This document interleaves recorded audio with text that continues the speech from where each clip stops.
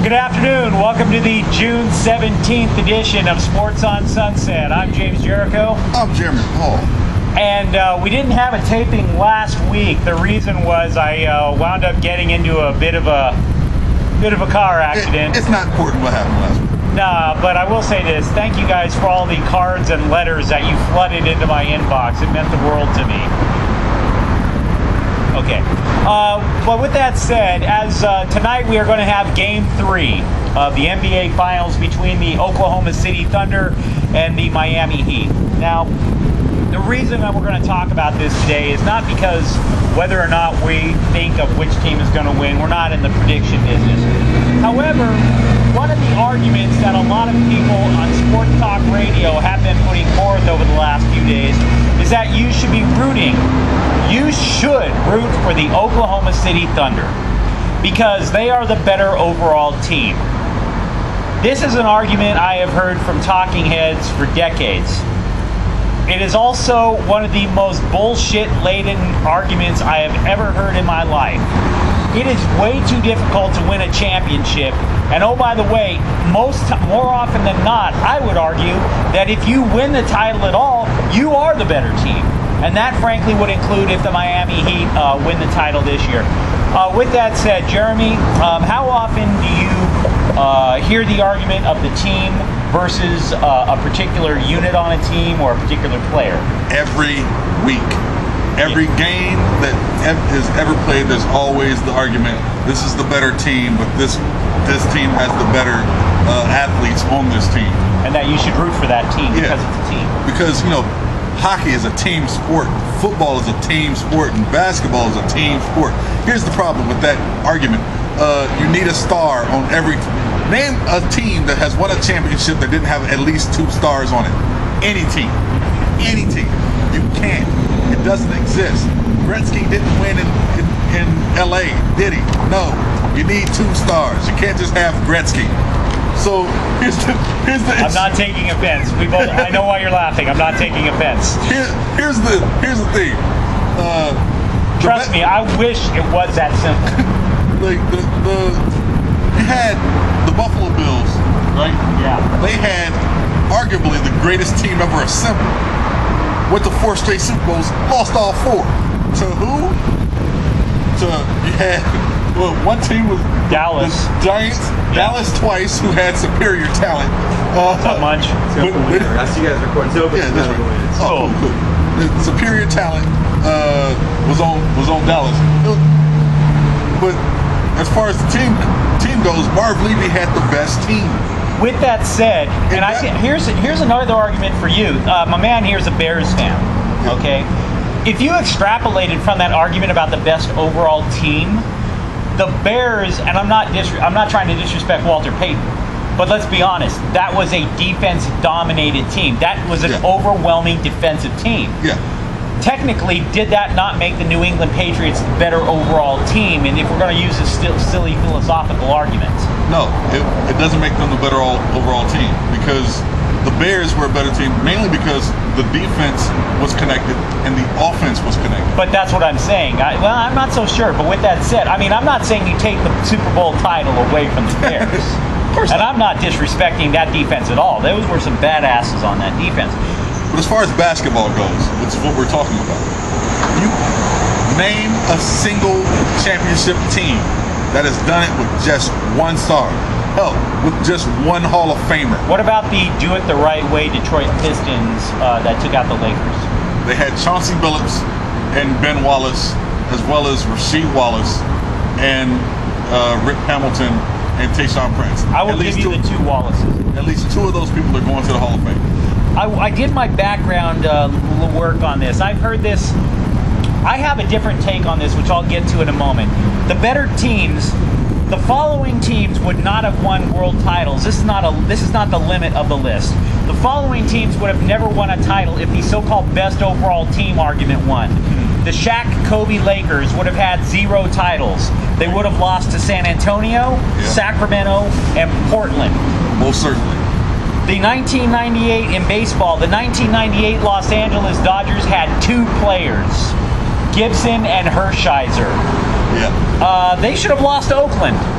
if that case. And oh, by the way, the 2001 Arizona Diamondbacks won with 2 pitchers and a bunch of dreck. But this is where it leads into my bigger argument.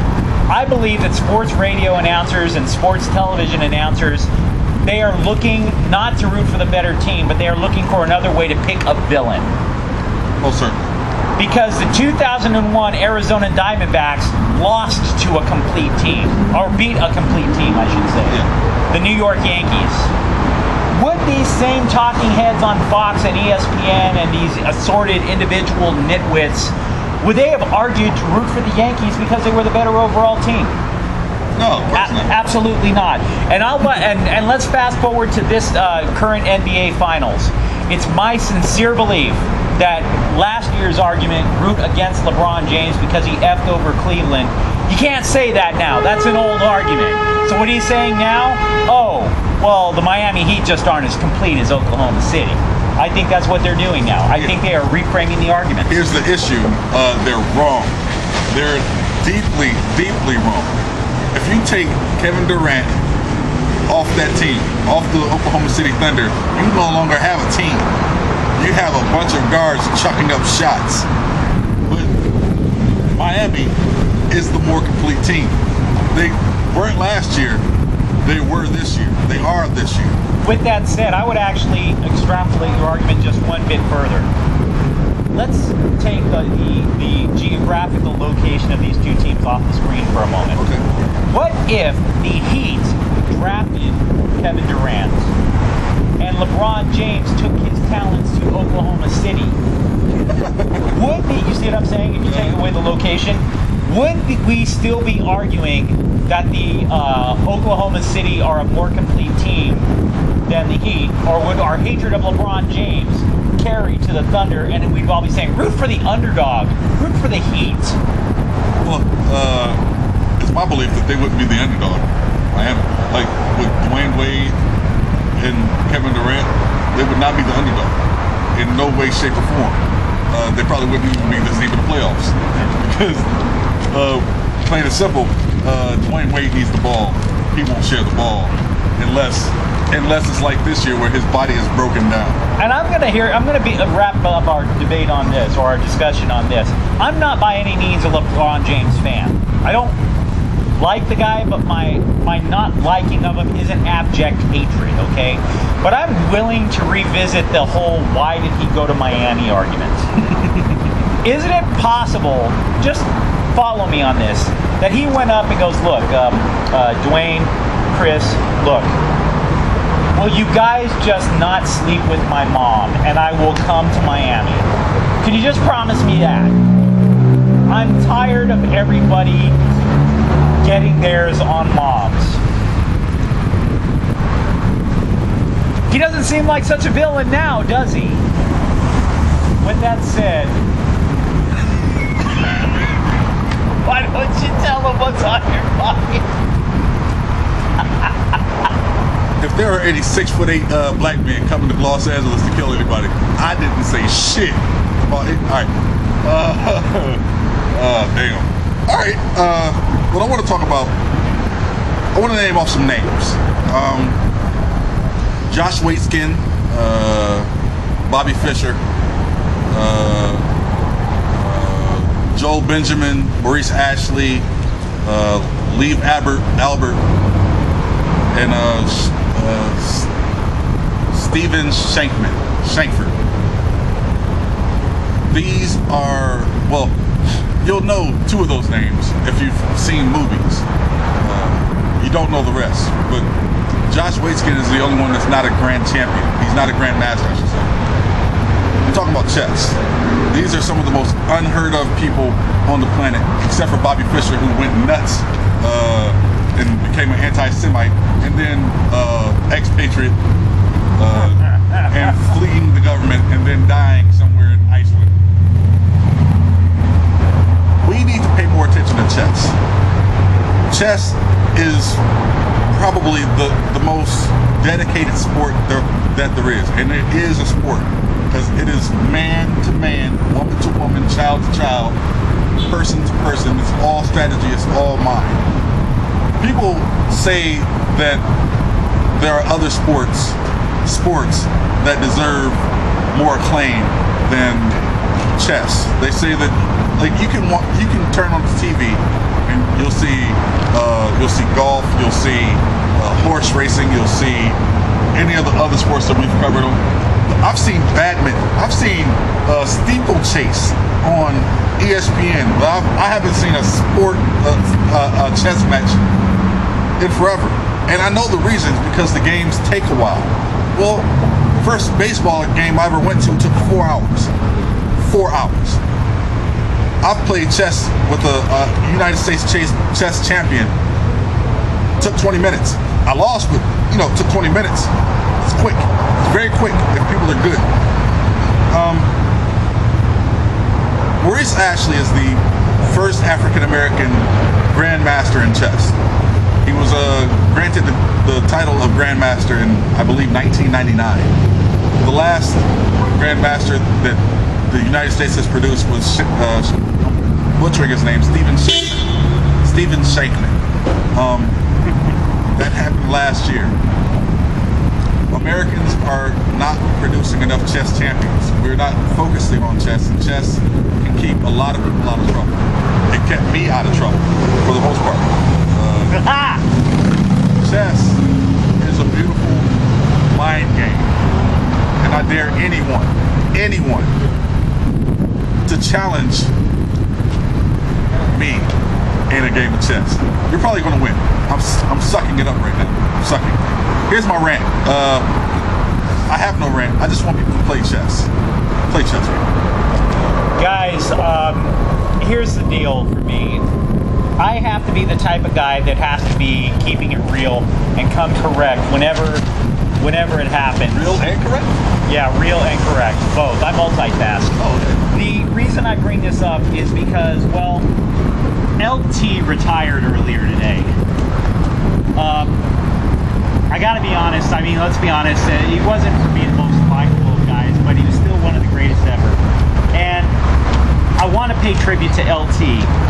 I went through his career, 10 times in the Pro Bowl, an MVP, retired jersey, 3-time Defensive Player of the Year, and multiple times Super Bowl champion for your San Diego Chargers.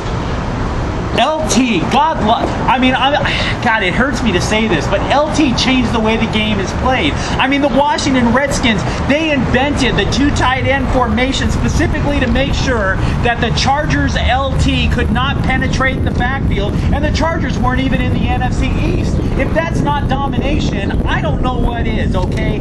Sure, he had problems off the field, right? But historians of the game will tell you that they will remember the amazing things he accomplished for the noble red, white, and blue of the San Diego Chargers.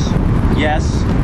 Without LT, San Diego would be a city full of knuckle-dragging, mouth-breathing dingle turds with a false sense of superiority because of a killer whale show. Okay?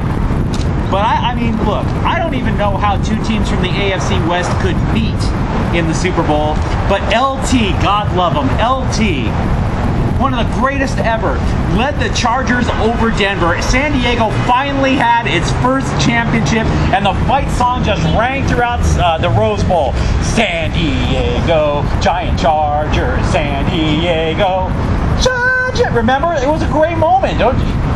What? Why are you looking at me like that? Didn't happen. But LT. No, didn't happen. It was LT. No, that's Lawrence Taylor. You're thinking Lawrence Taylor. But there's only one LT. No, there's been several. There's only one LT. No, it's Lawrence Taylor. Lawrence Taylor. Super Bowl champion. Well, then why did they say LT retired today? LaDainian Tomlinson. LaDainian Tomlinson. Not Lawrence Taylor.